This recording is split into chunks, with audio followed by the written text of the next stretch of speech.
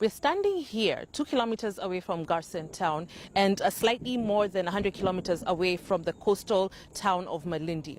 What are we doing here? Well, the town of Garsen is home to two communities that were rocked by violence 7 years ago in 2012, violence that left more than 100 people dead. Now, the violence has been put down to a few factors, one of which is rumors and misinformation. We're going to visit a community-based organization that has taken it upon itself to combat fake news and misinformation that may lead to violence. Let's go check it out.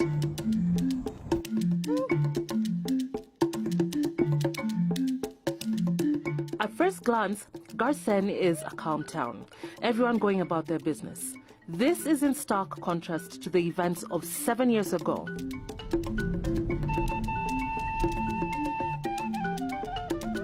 The pastoralist Orma and the Pokomo, who are farmers, took up arms against each other.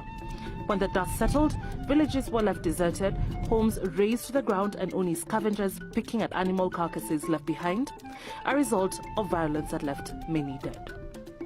Isaac Barisa, a local resident, still remembers the conflict. The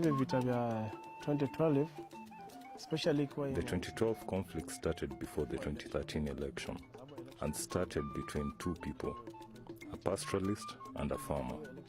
The information that got to the rest of the community was that someone from their tribe had been killed. Without waiting to verify, people took up in arms as revenge. This conflict is caused largely by rumors and makes it difficult to control. Since then, some in the community have decided to do something about it. They set up an SMS-based app called Unahakika, the Swahili word for "Are you sure?" Unahakika is a very simple SMS system that we use to help community access accurate information. And how it works is we came up with the toll-free SMS line where community members can send in rumors through the system. We receive the SMS and then we post them on our open source software. It's called Wiki Rumors, where we post the rumors that we received and prioritize them according to maybe how urgent will they need to be maybe addressed.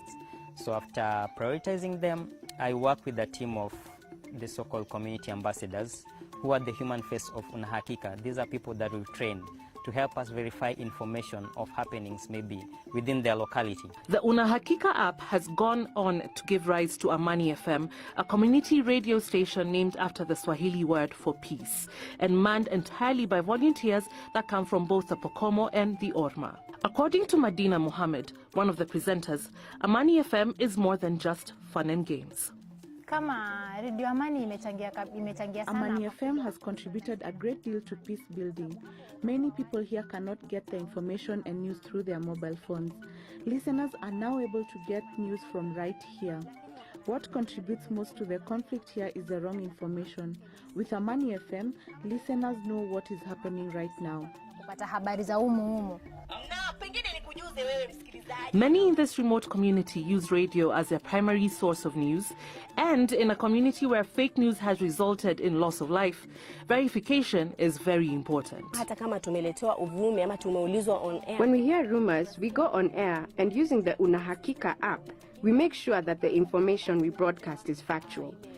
When we hear the news that is false, we go on air and say so, as we have verified through sources like the Deputy County Commissioner or the Chief.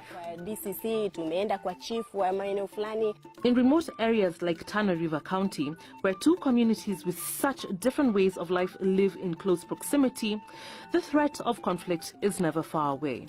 And in the age of misinformation, rumors have added to what is already a volatile situation. As the government struggles to contain threats of violence, community members who have personally been affected are taking proactive steps to prevent what happened in 2012 from happening again.